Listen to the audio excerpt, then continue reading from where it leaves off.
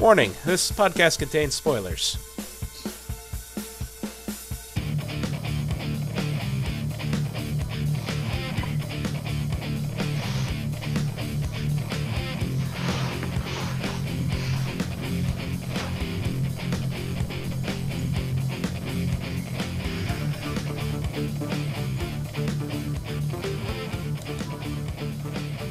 What's up, everyone, and welcome to As Seen on TV podcast for Agent Carter, Season 1, Episodes 1 and 2. Names escape me right now. Second one is Bridge and Tunnel, and the first one is Now Is Not the End. There we go. I remembered. Nice recovery. Yeah, I know, right? I'm your host, Mike, and joining me are Dom, and Cleo, and Rachel. That's Peggy Cleo. Peggy Cleo. Agent Cleo. Agent Cleo. With the hat. Mm-hmm. So what's up, everybody? Love that. Not a lot. I really like this show. The show so good. It's so good. She beats a man unconscious with a stapler. I'm a little disappointed. With what? Tiny bit. Tiny bit. The Marvel one-shot film that we had. Oh. Right? They show Peggy Carter like having a shit job, you know, whatever. She's neglected at her work, and then she goes and does like this one case, and then gets a phone call from Howard Stark, and is like, "I want you to come work with me," and she goes. Mm-hmm. Like this all happens in like the 5 or 6 minute one shot film that they did. I forget what movie it was paired with, but yeah, now they kind of retconned it. It's almost as if that, because Howard Stark is now like a wanted man, you know, in this version, and he just doesn't make a phone call to like a military office or wherever she was working. She was working for some government agency. Yeah, I don't know. Presumably this one. I think it's the same one. Mm-hmm. Yeah, I think it's the same one. Yes. You know, and just requested her to work there, but he's like a villain now, supposedly. You know, vigilante, whatever, and. You know, everybody wants him. They're looking for him. They're trying to arrest him. He's being framed for things, and I feel like the whole one-shot film has been retconned here. It may have been. I mean, probably, but it's just a one-shot. They were just for fun. I mean, but it was better. Yeah. But that it's one of those things that they probably didn't think much about it. It was so small that they didn't care. It just leads me to believe now that all these one-shot are not canon anymore, when up until this point they have been. Oh, I was going to say they probably never were. They were billed as being canon to the MCU. But, I mean, before. none of them really had that much of an impact on the story. It's true. There's one tiny minor. Yeah, tiny minor, tiner. Tiner thing that I mean, because we know that this season is going to focus around this one story that they built up, and once this case is closed, if the show gets renewed, next season is going to be a whole nother case. Mm-hmm. So if that's how they said they were going to do it originally. So if that's the case, if they clear Howard Stark's name by the end of it, they could still end the series that way, and then I'll be okay with it. Yeah. But they probably will. I mean, I don't see why they wouldn't. Yeah, so if they do that, then I'm okay with it. But as of right now, I feel a little misled. Because, I mean, we know that the SSR was what S.H.I.E.L.D. used to be, or at least was what existed before S.H.I.E.L.D. Mm-hmm. Mm-hmm. Mm-hmm. So it could be that at the end of this, the SSR gets disbanded, and then they make S.H.I.E.L.D. So that phone call can still happen. Right. Very much so, and very likely will. So I mean, did everybody here see the one shot? Mm-hmm. Yeah, a long time ago. So it's like she was sneaking around doing these, you know, doing that case, and she's still doing that in the TV show. So even the people she's working for don't know she's running these cases. Like, so they're looking for a blonde. Yeah, it still has potential to be canon. Always one step ahead of them. Yep. Anyway, good stuff. Where was I going? So we all like Miss Carter, Agent Carter. She's a badass. She's unbelievable. She was on the actress Hayley Atwell was on what was it, Jimmy Kimmel or Fallon? I don't remember which one now. It was on one of the Jimmys. Yeah, one of those Jimmys. And, she rustled everybody's Jimmys. I think it was Jimmy Kimmel, if I remember correctly now. That explains why I didn't watch it. Yeah, and it was great. It was great. I loved it. She's a very talented actress. Yeah, as shows. This was I mean, she goes from kicking ass to bawling her eyes out and like no. Yeah, I gotta say they very well captured the whole 1940s. Women are seen as secondhand in the workplace thing, and I gotta say I may not be the biggest feminist on the planet, but that kind of pissed me off. That kind of stuff. Mm-hmm. What's his face? Yeah, to kick him ass. The guy in the diner. Oh, no. God. I just wanted to say, Farva, get your liter of cola and get the fuck out of there. I know. I didn't recognize him at first. And I was you don't like, recognize him without the mustache. Shenanigans. Yeah, I was whipped. It's Dump Truck, or whatever his name was. I don't remember his name from Beer Fest. Yeah, it was like... Yeah. It was like garbage or something. It was something like that, anyway. Yeah, that guy was... The whole thing... Her coworker's like, hey, I want you to file this, honey. And then, oh, yeah, no, it was the guy in the diner who slapped the waitress's ass. That was it. Mm-hmm. Yeah, that was pretty good with the fork, but, yeah, I don't know where I was going with that. This whole show is, I love this entire thing. I like Jarvis. I was expecting Jarvis to be like some badass ex-military guy. I was expecting Alfred. Like Alfred, yeah. I was expecting an Alfred Butler. And not a snarky, He's British. He is British, but I was expecting a snarky Butler. Yeah, me and Cleo were actually talking about this yesterday, and we looked it up, and the actor that plays Jarvis in the TV show is not the same actor that does the voice of Jarvis in Iron Man. Okay, close enough. So, yeah. Yeah, Paul Bettany does the voice of the computer and Jarvis. The guy that plays him in this is character actor. I've seen him in other movies. I can't remember exactly where. But he's really good. Yeah. I like him. Yeah. Yeah, there's a big fan theory going around about Jarvis's wife, though, isn't there? Mm-hmm. Yeah. And what is that theory? I haven't seen it. That she doesn't exist. Well, you heard her in one of it. No. Okay. Me and my dad just watched that scene before we sat down here, and didn't she say something? I thought Peggy's on the phone with Jarvis. He's making a souffle. You see Peggy's side when you hear. I think that Jarvis made a lady voice. Made a lady voice. Made it sound like there was someone in the room in the house with him. Yeah. Why would he do that though? I don't understand that, but hey, maybe there's a reason. He is lying. We know he's lying about something. Yeah. Yeah. Maybe it's about his wife existing. I don't know. Maybe the wife is a cover for something else. I don't know. It seems like he's spying on her for either Stark or someone else. Yeah, it's got to be for Stark. It's got to be for Stark. And speaking of Stark, his vault where, what did he call them? His naughty... His bad children. His bad babies? His bad babies.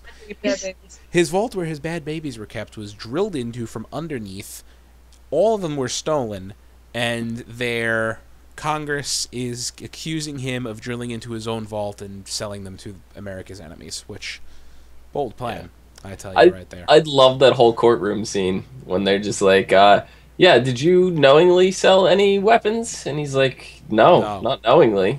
Did you unknowingly? Well, by the very definition, I can't answer that question. It's like, by the very definition, it's impossible to answer that question.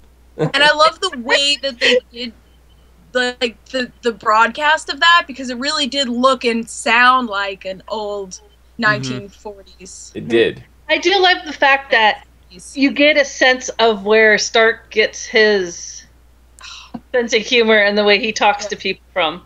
Which Stark? Tony. Where Tony gets, yeah. I'd just clarify for the people like watching. Father, like son. Yeah. Yeah, exactly. You get that. You get the sense. The apple didn't fall too far from the tree. They did a good job of bringing back, the vintage feel, like the broadcast radio, the fact that the elevated train on, 3rd Avenue, and shit like that. That New York Bell. Yeah, the typewriter. The typewriter. Well, I have to typewriter. Also wonder when they're going to introduce Tony's mom, because my mom was born in 53 and she's 60, so it has to be coming up soon. That's crazy. Our moms are the exact same age. Anyway. No, that they are. The things you find out when watching Agent Carter. Huh? I said the things that you discover when watching Agent Carter. What Cleo said. Oh. Jarvis said that Jarvis mentioned Mrs. Stark, didn't he? No, he mentioned a lot of other women. Ladies. Okay, never mind then. He mentioned in every house. He mentioned a Mrs. Stark. He has a new one. I don't think Howard would be able to hold down a Mrs. Stark with his philandering lifestyle right now. No, not right now, but no, definitely not right now. Happen. They're gonna. I mean, if they continue with this series, they're gonna have to introduce that at some point. Mm-hmm. So, first thing, Peggy goes after Stark's missing bad babies, as he put it, and the one is a piece of paper with a chemical formula for nitramine, which is something, as he puts it, is this much will blow up city blocks, and not small ones, the avenues. Not really blow them up as much as implode them. Oh, that's another fun one. It's an explosion first, and then it's a equally powerful implosion. Those are fun. Yes. Yeah, it does both. It was really, I don't know. I like the whole thing. The whole milk truck full of them. Like, oh I know. I was just like, and she goes to shoot it at first. Yeah, that wouldn't have ended well. No. Oh my, a milk truck full of them. Yeah, and the whole Trach guys, the Trach twins. The Trach twins. Okay, so let's get on to that. New bad guys, Leviathan. Yeah. Who the fuck are they? Well, I think Leviathan is a person. He was obviously typing to Leviathan, because he's a Leviathan growing. Well, I guess it could be kind of like Hydra, but Didn't one of them say that Leviathan is not a who, it's a what? Uh-huh. Yeah. Yep. I think Leviathan very well may be early stages of Hydra. It might. Oh my god, that's good. Early stages of the Hydra. Of the Hydra that infiltrates S.H.I.E.L.D. Well, when they took all the stuff from Red Skulls and what's this fuckhead Whitehall, weren't they already Hydra then? Yeah, Hydra's around, but Leviathan might be some offshoot of Hydra. Yeah, if they're operating in the U.S. and they don't. Like, Leviathan may be the code name for the offshoot group that's invading government forces. Yeah, it's another head of Hydra. Basically. Yeah, there you go. What fun! So let's talk about the voiceless people for a second here. Well, that's what they were. We had two of them. I cannot wrap my head. It's gonna come down to who their boss is, who's on the other side of the typewriter. But I can't wrap my head around why they would cut their voice boxes out. So they can't tell. If they get caught, they can't say shit. But they can because they have the device. Oh, well, no. That's busted. That one guy had the device. The other guy doesn't. That's true. We never saw the other guy use a device, or if he even had one. No, because he was interrogating those people, and he kept holding up the cards. Right. Yeah, exactly. He just kept holding up cards. Yes. The business cards and the knife, and it's I'm sorry, I was laughing at that point. Yeah. Just like he just keeps holding up the cards because it looked like the card had like a little flower on it. It was like a business card. Yeah, like, they're all these are it's like here's your cards. These are the only words you get to say. Yeah. This is all you need to say. This is all you need to say. Interrogate with it while twisting a knife. They're all pretty now. So the only reason the dissenter has the voice box is because he's trying to break away from them. Mm-hmm. He probably went and bought it himself or something. Am I the only one that couldn't get over the typewriter? Like, my suspension of disbelief just fell at the typewriter. Where Oh, the hell? no. I could suspend disbelief. You want to know why? Because it reminded me of Fringe. Yes, that was it. I was just saying, That's where exactly. did that come from? Fringe, I was it thinking in. Fringe through the whole time, every time I saw the typewriter. Like, you saw they plugged it in through some kind of jack into some wireless transmission device. But it's the whole keys. How do the keys push themselves down? That's my suspension of disbelief. Really? Yeah, because typewriters were purely mechanical back then. Right. Mm-hmm. Yeah. The buttons can't push themselves, and it's not like the typewriter is completely functioning by itself, because you saw the guy still had to scroll the paper back over, right? Yeah. So it's not a completely automated system in which the typewriter is controlling itself. Unless it's a hybrid, and it might be one of the early versions of an electric typewriter. But it reminded me very much of a telegraph type thing. Yeah. So that's possible. That's probably how it works. And if it's the jack that's giving it the power, yeah, if you unplug it, then it's just. I could believe it because it was like a telegraph. So I was just like, oh, yeah, it's possible.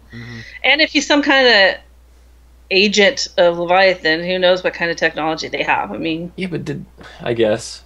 Yeah, I gotta remember the Hydra thing. I'm thinking more of a period piece, because I'm like, I don't think electrical keyboards, typewriter kind of things existed in 46, did they? No. I think they might have been just coming out. I can't remember when the first full electric typewriter came out. You might have to go look that up. But they might have been working on them. And, if there's some technology, if they're stealing, the bad boy and all this other stuff, so they might have some technology that's a little more advanced than what's out there to the public. But then again, think about it, they didn't exactly have hand grenade size devices that would blow up 500-yard radius areas and then suck them all into a glob. I love the little glass thing it came in. I want them to make one. I will have one. I will put it on my wall. just make your own and sell them on Etsy. I want to have one that's actually a perfume bottle. That'd be cool. That would be cool. I just love it. What do I do with it? It'll be neutralized with sodium hydroxide and acetone and some. I'm just like, I'm nodding myself like, so she needs to go get nail polish remover and baking soda, and it'll neutralize this horrifically dangerous device. And then she goes home and gets that in a bottle of whiskey. I'm like, what's the whiskey for? I don't get it. Yeah, because I thought the whiskey was in the mixture, but then she goes and drink it. And then Mr. Shooty shows up.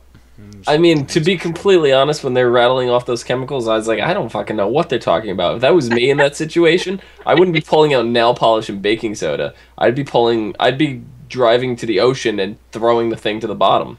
That's what I would be doing. Well, it was effective because it made a van full of the shit not destroy all of where I grew up in New Jersey. That's true. Cedar Grove, New Jersey. That's where I was born, FYI, everybody. Congratulations. So you can't go skinny dipping in that lake anymore. I don't even think that lake exists. Not anymore. You didn't go skinny dipping in that lake? No. I lived on a road called Cedar Grove Lane. It doesn't exist anymore. It was destroyed back in the 40s. Oh. Obviously. There you go. That's why you didn't go skinny dipping in it. Duh. This is all real. Dom, didn't you watch the episode? Duh. Yes, because implosion devices are totally real. Hey, you don't know that. Government hides a lot of things. There are two implosion devices I know of off the top of my head. One are cathode ray tubes out of old TVs, and the other are thermonuclear explosives. Anyway. You could just drive a milk truck into the ocean, though. You sure? I don't see a picture of a lake. I want to talk about the undercover stuff that... it's not there anymore. The undercover stuff that Peggy did. Dressing as a blonde, going in a nice dress. She pull off a nice dress very nicely. She totally Mission Impossible that shit. She really did. The fact that with she the is sleeper lipstick and... Oh, God, that was great. Sleeper lipstick, dodging the cameras. Yeah. The sleeper lipstick was great for the simple fact that it didn't work the way she wanted it to work. Yeah. That's what was great about it. She got a little too close, a little too soon. Right. And he jumped the gun. If it had worked the way she wanted it to work, it would have just been like, oh, really? But because it worked that way, it made it more effective to me. Mm-hmm. It's very funny. Because it took the surprise, you know. I mean, it put the surprise into it instead of like what you would expect out of it, you know. Mm-hmm. Yeah, that was funny. I'm just thinking back to that whole thing. Not something that we would think that Peggy would be good at, because we only ever saw her in the military. Right, very true. There wasn't really that sort of spy stuff to be done. I mean, she was damn good at dodging those cameras, too. Mm-hmm. Like, all the photographs that were taken, they didn't get one clear shot of her face. Yeah, very aware of her surroundings. It was good. And then... I just like the fact that, you know, she's an actual character that's smart and can take care of herself. Mm-hmm. And you don't have those on TV right now, and but she's not like unstoppable either, because we saw her flub up at the club there when she went back home and got tailed and got her roommate killed. Mm-hmm. Yeah, there is that. She didn't know. She didn't think she was being tailed. I'm sure if she had an inkling that she was being tailed, she probably would have known. Right. I also love how willy-nilly they handled, like, oh, I think I got tuberculosis, and I'm like, well. Yeah, just let me get out of your bed so you can go to sleep. I have a potential. No, you can stay right there. I have an extremely dangerous, potentially contagious, and definitely lethal lung disease. Nothing's wrong. That was the best part. It's like saying, I got the plague. I got the plague. Don't worry about it, guys. I have Ebola. Guys, I got a rash here. Oh, look, smallpox. Forget about it. Ebola. Oh, we were watching something and they mentioned Ebola, and Omi freaked out. She's like, "This was filmed years ago." I'm like, "Yeah, Ebola's been around for decades." Yeah. But yeah. Ebola, don't touch your friends. Ebola.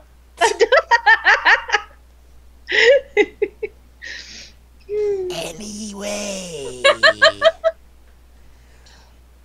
let's talk about some of Peggy's friends here. Colleen's dead. A moment of silence for Colleen. Moment of silence for Colleen, who died from a bullet to the head, not tuberculosis. Okay, that's enough. All right, enough of her. I mean, do you think that's going to be a major theme this season? Because, you know, that made Peggy hesitant to take Angie up on her offer of, oh, come be my neighbor. Yeah, I mean, Angie, I think, is going to unfortunately be next. I don't think so. She's going to see something. Yeah. She's going to see something. I think Angie's going to be, you know, that, you know, stereotypical person who knows the superhero secret, even though Peggy's the superhero. Well, also, I would like to know, you know, with Drake Boy, if any normal human would have fell from that high or being thrown out a window, they would be so much injured or dead, I don't think they'd get up. Well, we didn't see him land, so there's nothing to say he actually hit the ground. There's something more to that, because Peggy looked out the window as soon as he fell, and nothing was there. No blood, no nothing. Yeah, so no matter. He either teleported, or there was a car he landed on, or he flew away. Or he flew away, or he's superhuman. Because he did not hit the ground. He goes out the window like that. He either lands on his legs and breaks them, lands on his back and breaks it, or lands on his head and dies. But even if he landed and was okay enough to run away, we would have seen him running away. She would have been able to look out the window. But when she looked out the window, he was gone. So something happened before he hit the ground. He landed on a box truck and it drove away? No, there was glass on the ground. You would have heard the truck. Right. Yeah, and there was glass on the ground, so the glass hit the ground. Maybe surgical removal. Maybe it is magic.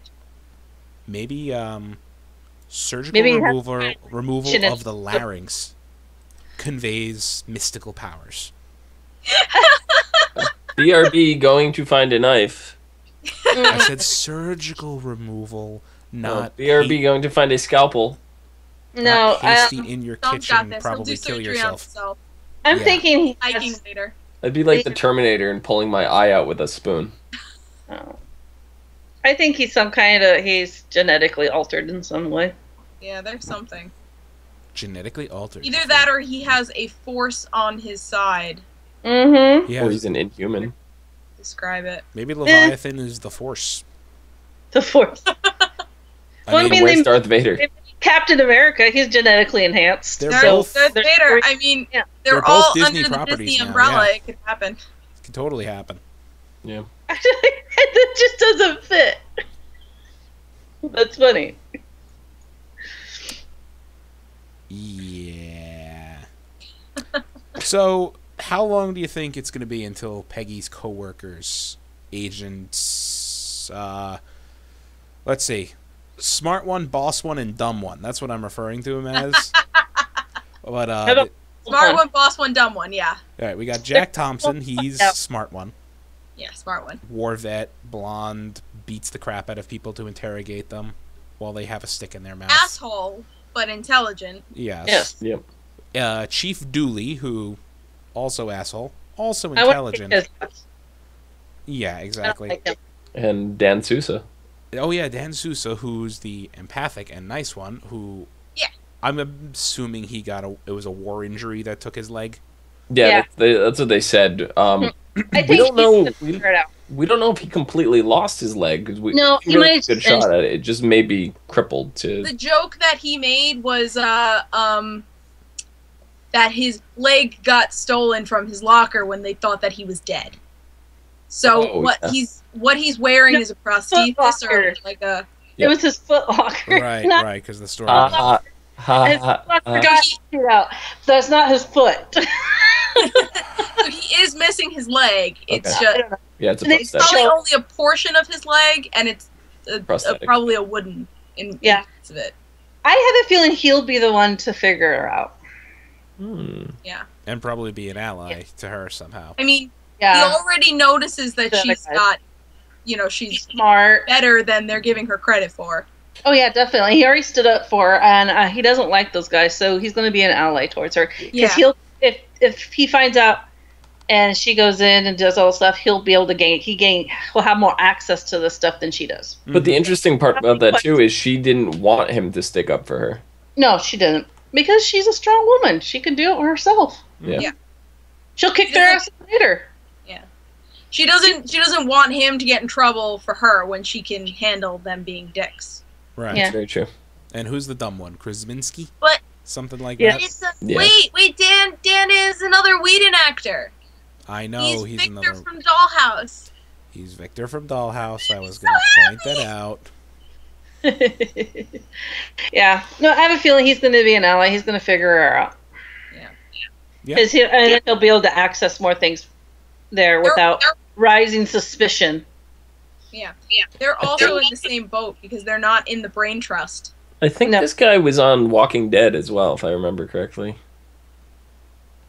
I think he was in like a one-off episode on Walking Dead. He looks very familiar to me. Oh, I don't think so. I probably would have remembered, but I'll look it up. I know. So move on to the idiot. I know that one of the trait guys, the one who was being a good guy, he was in True Blood. He's been a lot of. He's been in a lot of stuff. And I know his face. I just don't know where I can know him from. The guy who got handcuffed to the chair was Buzz from Home Alone. Yeah, it was. Was it really? Yes, it was, Tom. Oh my God! Wait! I wouldn't let him sleep in my room if he was growing on my ass. And the chair was growing off his ass. I love that. He's just running through. He's running down the street, and the cops pull. And he just takes a seat. I usually go for a jog with a chair strapped to my bottom. That was hilarious. That was so funny. He didn't want to admit some woman kicked his ass. Did they throw him in the cop car with the chair still strapped to him? No, they got that off. That would have been really funny if the chair was still strapped to him. Hey, when you get tired of running, you have a perfectly good chair. That was so hilarious. I was laughing at that one. So other actors being used. But I had brought up this question, when are they going to see Peggy as, more useful? The fact that she brings up the whole, this radiation wouldn't be in their skin, taking a hot shower will get rid of it. It'll be in their clothing. Let's test their clothes. And immediately the guy runs away, and then she's the one who captures him. Where's the stairs? Okay. Well, because she recognized him. Yeah, exactly. She recognized him, obviously. Yeah. I love that she just walks like a lady down the stairs. And she saunters. Yeah, I'm going to borrow this, and takes the guy's briefcase. And just... Yeah. Like... I mean, what did he do? Like, go down a hallway and go down another set of stairs? Or did he take an elevator? Or what did he do? I don't know what he did. Went to the end of the hallway and probably took the stairs down that way. I guess. Yeah. I was going to say, those guys were right on his tail still, nonetheless. But, so if they didn't run down the stairs, what were they, like, running circles in the elevator while it was going down? Or they caught a different elevator. Yeah, right. I could see the total Scooby-Doo effect going on there. They run through this door, he runs out that door, then they run into each other, and then they're chasing each other, and then the other's chasing them. Yep. Yeah. That's fun. And then Frankenstein. If it wasn't for those meddling kids and that Peggy Carter, that could have gotten away with it. And her dog, too. She has a dog, right? I don't know. They're not going to recognize how smart she is and how useful she is until she's ready to leave. Until S.H.I.E.L.D. is formed and she's their first director. Until at least until this case is solved. Yeah. Because she needs to keep what she's doing a secret until Stark is no longer a fugitive, suspect. Yeah. Till he's no longer a suspect. Yeah. That's but a good one. So we mentioned that Suso is the guy from Dollhouse. What's the actor's name? I can't pronounce it. Enver Oh my god, I can't say that. Gojek. Yeah, Enver Gojek. Is Agent Carter produced by Whedon, or is this a different? I would That's imagine he's got something to do. I'm gonna look it up right now, but keep going on that. Enver, he was actually in the Avengers. Yes, he was. He was the young cop that Captain America gives the orders to. Interesting. Which would be super amazing if he's like descendant of. Yeah, this is created by Christopher Markus and Stephen McFeely. So. He definitely, Whedon definitely had input on casting. Probably, yeah. Wouldn't doubt it. Yeah. And he was in an episode of The Walking Dead. Dom, you were correct. Oh, he was? I did not remember. Okay, excellent. That's, yeah. Mm-hmm. I got nothing else. All right. Did you guys notice? No, that not right. I meant for that looking up. But go on. Did you guys notice that the cab that Peggy had took was the Lucky Star Cab Company, which we also saw in the first Avengers movie? Oh, cool. So I had just before Agent Carter, I rewatched the first Avengers movie just to set the tone for myself. So yeah. All the feels at the beginning of the show, though. Oh my God, so many. Yeah, many feels. I was like, oh, why you started out this way? No, this is not how I want the show to start out. Come on now. Must I be so sad right off the bat? Why? Why do you do this? I know we were all excited for this show. After the first episode, because this was technically two separate episodes showed at the same, aired consecutively. Yeah. After the first episode, with Ant-Man in between. Yeah. After the first episode, were all of your hopes pretty much fulfilled? Yes. No. I think it started out a lot better than S.H.I.E.L.D. did. Oh yeah. Most certainly. It most certainly did. And very, by very the end of the second start. episode, anything I was missing was made up for. Dom, why do you say no? It goes back to the one shot again. It's only because he's not going to be satisfied until the season is over, right? And it ends with that phone call. Well, here's the thing: my expectation for this series was the first 5 minutes of the episode was basically going to be the one shot again, maybe stretched out a little bit more and a little more detailed character backstory. But then the first episode was going to end with Howard Stark making the phone call, and the whole rest of the season was going to be building up S.H.I.E.L.D. and setting that up. That's what I expected. Would have been as interesting as what's being shown to us right now. I got to agree with Cleo on that because I don't think it would have been. I enjoy that they're building up Agent Carter. Yeah. We already And not know. S.H.I.E.L.D. We already know she's a great agent. We already know she's an asset to S.H.I.E.L.D. and the SSR throughout all the other Marvel movies, but she's always been a secondary character, so they still got to build her up a little bit more. Yeah. I know.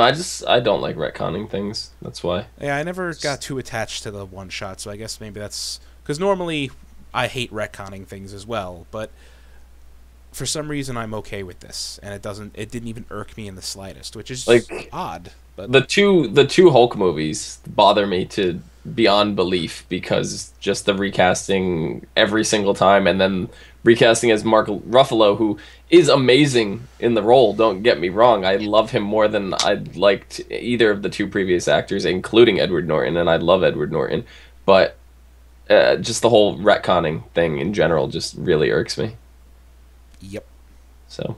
I know what you got to do. As someone who's played D&D with our friend Alex, I'm very used to retcons. It's something that just happens when franchises decide, hey, you know what? We can make this bigger than just this movie. We can make it better. Yeah. Take a retcon We or can two. rebuild it. We have the technology.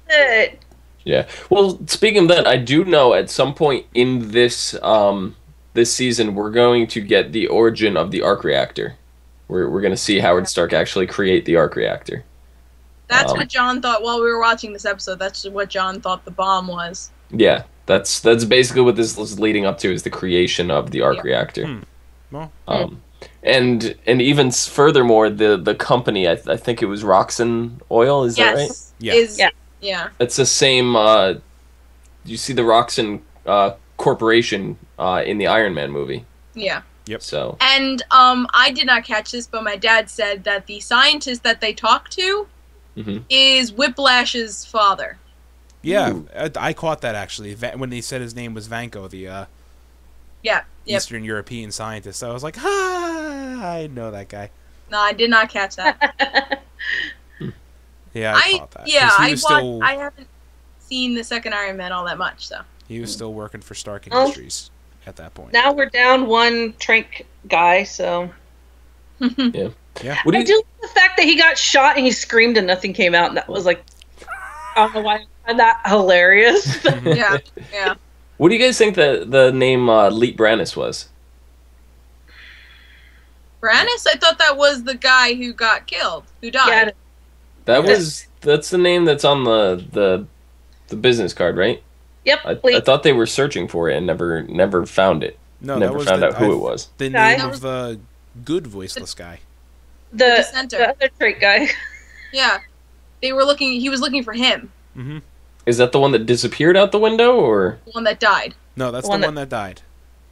Okay. That was the one who. That was the one with the. Sold Hi, how are you? Voice box thing. Because he was in the comics. He was known as the Wizard in the comics. The Wizard. The Wizard. The Wizard. When I think the Wizard, It doesn't help that he was from the golden age of the comics either, does it? No, it doesn't. Nope. Not one bit. Classy. Good job. Very much so. We keep it classy around here. Mm-hmm. So, basically, these two episodes set up what looks to be a great season while we wait for S.H.I.E.L.D. to come back. Yes. And I am way happier that we have this to fill the gap than... Oh, I'm actually just looking something real quick. Apparently, Leviathan, in the comics anyway. So we had S.H.I.E.L.D. as the power for the U.S. For access of powers in like Europe, whatever. Europe was Hydra. Yeah. The Soviet Union was Leviathan. Oh, okay. That makes sense. So it is a branch of Hydra. It's a head of Hydra. A head of Hydra. It's a head of Hydra. I mean, it's the equivalent of Hydra in Europe. Or, yeah. Mm-hmm. Well, yeah, I mean, Russia. in this time... Right, it's equivalent to our S.H.I.E.L.D. Oh! The Soviet Union and... They're the ones who were controlling Bucky. The Russians. Yeah. Oh my god! Yep. Because this takes place during the Cold War or just after. The Cold War hasn't even started yet. It's 1946. I don't want to just see before, Bucky, yeah. but I want mention of Winter Soldier somewhere in here. We may get Bucky. We don't know. Oh my god. Excuse me. Sorry. I mean, you may know him as, Bucky. I know him as the Mad Hatter, but, hey. That's true. Yeah, once upon a time, he was known as the Mad Hatter. Good, clear ears, Mike. Nice I also ringing. want to talk about the new landlady. Oh God. As soon as she was going for the interview, I was like, "Oh, this is one of those boarding houses where there's a curfew and no men allowed." And it's worse than living with your parents. Curfew is 10 o'clock. Yeah, There are no men. she's gonna get in a lot of trouble. Yeah. No men off the first floor. Curfew at 10 o'clock. No noise. None of this. No sluttery. No. No sluttery. Sluttery. She's gonna get in a lot of trouble going out in the middle of the night. Her character was Miriam Fry. That's who she was. Miriam Fry. That's gonna be fun. Portrayed by Megan Faye. That's a recipe for disaster. She's gonna like try to catch her doing something, catch her being out after curfew or something. It's gonna be some shenanigans going on. Yeah, there's definitely gonna be some issue with Jarvis coming around in the middle of the night to pick her up, or even Stark coming into her room unannounced. He just gets in, just like Tony, He gets in. If there is no Mrs. Jarvis right now, maybe that's the future Mrs. Jarvis. No, because she said in Winter Soldier that she marries someone who Steve saved. So it was the soldier in the 111th? Peggy is who she ends up marrying? What? No, I'm not Peggy. Peggy doesn't marry anyone. Yes, she does. Yeah. She does? She marries someone, yeah. But I was talking about... Oh, you were talking about the landlady. I'm talking about the stuck-up landlady. Never mind. That would actually be hilarious. That's why I said it. I'm sorry. I thought you meant Peggy. God, yeah, I know that actress because she played Bernadette's mother in Big Bang Theory. Oh yeah. So I knew I recognized that actress. There's a lot of somewhere. Yeah, there's a lot of cross actresses and actors everywhere. They got a pretty good cast. They do. They got a great cast. They apparently have good writers because I enjoyed the hell out of this. I mean, poor guy's still having staples removed from him. The one thing They're still picking staples out of his face. The one thing that bothers me with a flashback show like this is seeing these characters almost guarantees, like you get some big name actors and stuff in here, almost guarantees that we'll never see them in the main, the current present time MCU. And unless they play one of their grandchildren or something. Yeah. There is that, or unless they pull a Dr. Whitehall and make themselves immortal. Yeah. If they continue with this show, there is going to have to be probably an episode or two where she just has a breakdown. There's going to be at least one. Because, as strong as she is, this picks up right after. Mm-hmm. Yeah. And, look, she broke down when Colleen died, and she barely knew her. Yep. And also, well, I think there's a difference between breaking down and crying. Mm-hmm. But and then she wants to distance herself from people. She doesn't want people to get hurt because everyone gets hurt when they're around her. That doesn't stem so much from Colleen. That stems from Steve. Well, yes, exactly. She hasn't really come to. Yeah. I just think there's going to be an episode where she's just going to not freak out or anything. She's just going to have a breakdown. Yeah. I think more it has to come to a point. Why she's still doing this, and if she should still be doing this, and questioning everything about it. Mm-hmm. I think it's more going to be coming to a point where she has to realize that in order to save people, yes, people are going to get put in danger, and she has to accept it. Yeah. Yep. I also know that in episode, I don't think it's next week, but the week after, we're going to get a cameo from Stan Lee. Of course we are. Had to. He's gonna play a playboy, and he's gonna have blondes around him. No, he's gonna have a completely. He did that already. What is that theory going around about Stan Lee's character? He's who? The Watcher? He's the Watcher. Yeah. That makes sense. Because he can watch the events of every movie. Basically. Or, of everything that's going on. And he's not interfering. He's a minor character. He has no outcome on the events of things. He's not going to have blondes. He's going to have redheads.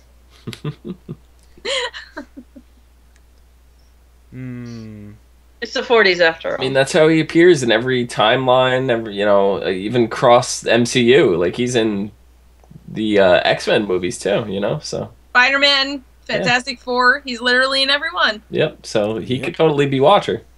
He can. That'd be pretty cool. It would. Is there anything else you guys want to cover? For this episode, I really like how they're portraying her, and I'm very, very, very happy. I agree. I'm very happy with the way they're doing everything so far. This even goes to show that I believe that Captain Marvel is going to be in good hands when that movie comes out, because they've already kind of established a nice setup for a female lead here, knowing Marvel can, in fact, tell a great story that way. Yes, exactly. So, next week's episode is going to be called Time and Tide, and the short synopsis we have is, as Agent Carter closes in on Howard Stark's stolen technology, Peggy's secret mission could unravel when the SSR arrests Jarvis and a secret is revealed. Yeah, we forgot to mention that when the big crash, at the end of the second part of the episode, they recover a bunch of the scrap metal left over, and they find the license plate to Jarvis's car. Yeah, because the car did get damaged. She told him to get rid of it. Well, he did. He said he did. I left it unlocked with the keys in it in Hoboken. I doubt it's there anymore. That was very funny. Well, Hoboken was a shit show back then, so. But nice now. I mean, they don't. She said it was. I mean, he said it was Mr. Stark's car, but he rarely puts anything in his name. Right. Mm-hmm. So whose name is it under? I mean, that car could be from before he was having these legal troubles, so it might actually be in his name. And if there is, in fact, a Mrs. Jarvis, this is going to be when we'd see her. She would come visit him in jail, right? She'd come bail him out. Yeah. Maybe. I mean, Howard can't do it. Peggy's going to do it. That'll be a little suspicious, So I think next week we're going to find out for sure if she exists or not. Yep. I think so, too. That might be the secret thing, too. We lost Dom. Dom. Bye. Oh, I don't know what happened. Your camera decided to die. Yeah. Good spot to end the show. Mm-hmm. So, Rachel, where can they find you? They can find me at Savannah17 on Twitter.